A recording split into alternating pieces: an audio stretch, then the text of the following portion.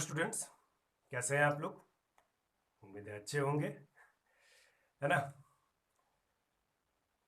आज जो हम लोग बात करने वाले हैं वो वैसे विद्यार्थियों के लिए है जो कि अपनी पढ़ाई के साथ साथ में यह चाहते हैं कि अंग्रेजी बोलना सीखें। और इसके लिए आप कोई स्पोकन इंग्लिश क्लासेस ज्वाइन करना चाहते हैं, तो कैसे करें और क्या वाकई में वो करना जरूरी है, और जरूरी है तो कितना जरूरी है, और जाने से पहले क्या क्या तैयारी करें। इन सभी कुछ प्रश्नों पे हम लोग विचार करेंगे और यह मैं कोशिश करूंगा कि आपको एक अच्छा मार्गदर्शन कर सकूं। देखिए दोस्तों, जब आप मन में यह सोच रहे हैं कि काश मुझे भी अंग्रेजी बोलना आता, मैं भी बोलता, वो कैसे बोल लेता है, वो कुछ बोलता है तो समझ में नहीं आता है, इस तरह के सारे प्रश्न अगर मन में चल रहे हैं तो भैया आपको रोका किसने है अंग्रेजी बोलने से? बोलिए, आज से शुरू कर दीजिए बोलना। लेकिन टॉपिक ये है कि स्पोकन क्लास ज्वाइन करें या नहीं करें। टॉपिक ये है, देखिए दोस्तों,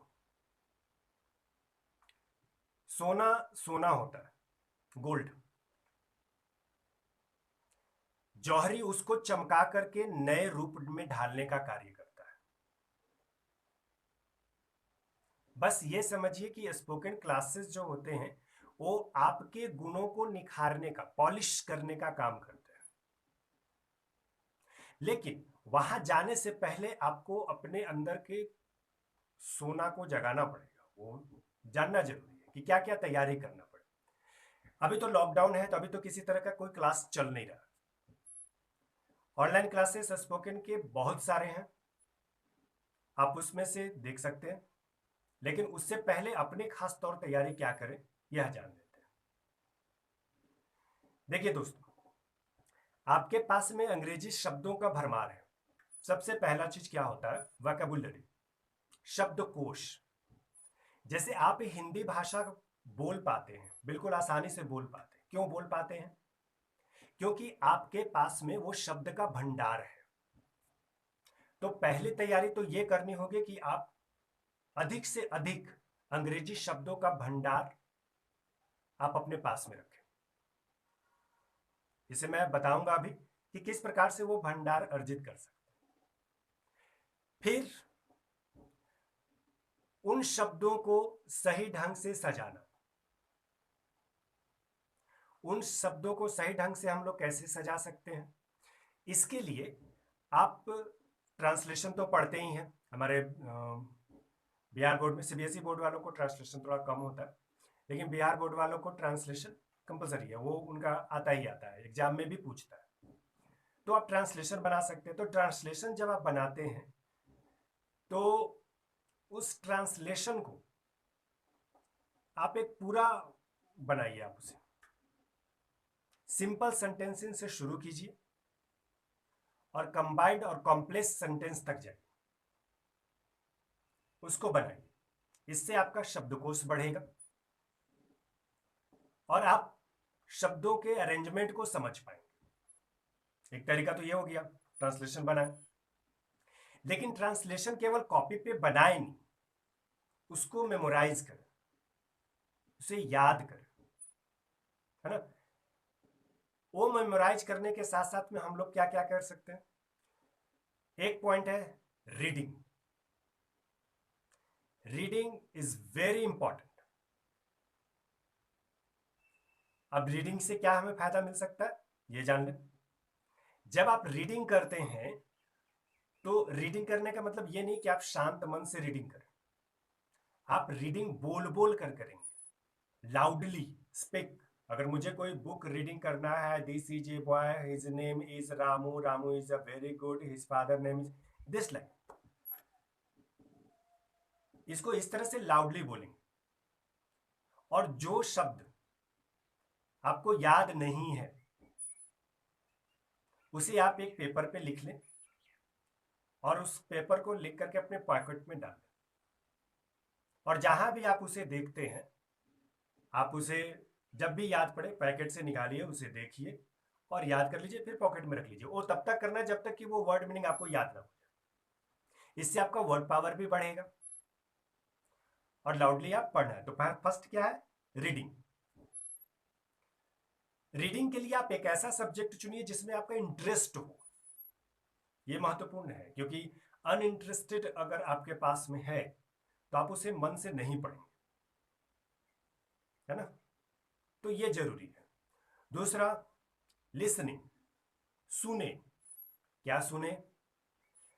सुनने के लिए आपके पास में अभी मोबाइल में बहुत सारे इंग्लिश आर्टिकल्स मिलेंगे, लेकिन सुने तो कैसा इंग्लिश सुने? सिंपल वाला सुनिएगा, जो आपको थोड़ा थोड़ा समझ में आए, वह सुनिए। वो अमेरिकन, ब्रिटिश और जो हाई फाई इंग्लिश जो वो बोलते हैं, उसे अभी आप बिगिनर्स में हैं, आप उसे मत सुनिए, उसे सुनना नहीं है। और ऐसे स्पीचेस सुनिए जिसमें आपको इंटरेस्ट हो। जैसे आप स्पीच सुनते हैं इंग्लिश में, आप स्पीच देते हैं इंडिपेंडेंस डे पे, रिपब्लिक डे पे, एनी ओकेजन पे, तो उस तरह के स्पीचेज आपको ऑनलाइन मिल जाएंगे, आपको यूट्यूब पे मिल जाएंगे बहुत सारे। आप उसको सुनिए और वैसे लोगों को सुनिए जो इंडियन है, जो भारत की इंग्लिश में का बोलते हैं, क्योंकि विदेशी इंग्लिश का उच्चारण आपको समझ में नहीं आएगा, ये जरूरी है। और वैसा इंग्लिश सुनिए जिसके नीचे टेक्स्ट हो, जिसके नीचे लिखा हुआ रहता है, सब टाइटल्स उसको कहते हैं। जो नीचे आप कोई फिल्म देखते हैं तो फिल्म के नीचे लिखा हुआ भी रहता है, सब टाइटल्स जो होते हैं, तो सब टाइटल्स वाला देखें। इससे क्या होगा ना कि वो क्या बोल रहे हैं आप वहां पे आसानी से समझ पाएंगे। लिसनिंग। गाना सुनिए, लेकिन इंग्लिश गाना सुनिए, और जो इंडिया में बने हैं वैसे सुनिए, उसे सुनिए। और उसको सुने तो एक गाने को 4 बार 5 बार सुनिए और साथ में उसको गाइए। हाँ, शुरुआत में थोड़ा सा ये उबाऊ टाइप का लगेगा, लेकिन इससे घबराना नहीं है, ठीक है? तो रीडिंग हो गया, लिसनिंग हो गया। अब क्या जरूरी है? Writing. Yes, third one is writing, लिखना। क्या लिखें, है ना समस्या? तो देखिए, आप जो वीडियो देखें या कोई मूवी देखते हैं, मान लीजिए कि आप जो है कोई स्टार का मूवी देखते हैं, और उस मूवी में क्या क्या हुआ, जो जो आप सीन देखें, जो आपके मेमोरी में बैठा, आप उसको कोशिश कीजिए कि अंग्रेजी में लिख पाए उसे, ठीक है?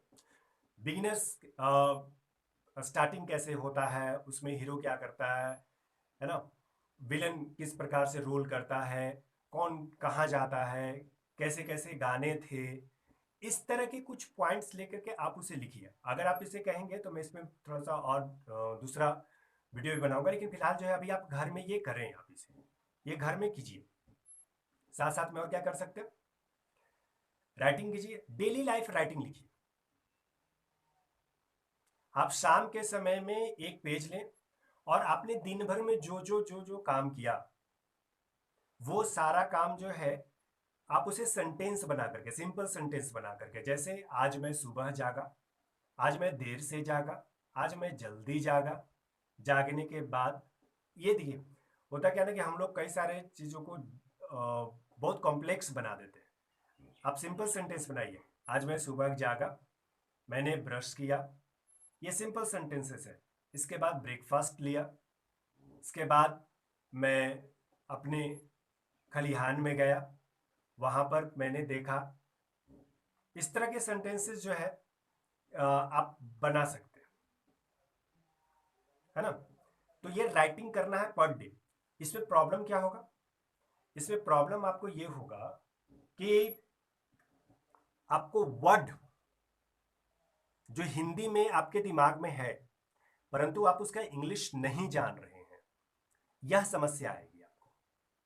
तो उस हिंदी वर्ड का आपके पास में गूगल ट्रांसलेट है, गूगल ट्रांसलेशन है, आप उसको हिंदी से इंग्लिश में आप कन्वर्ट कर सकते हैं, सिंपली आपके पास में है।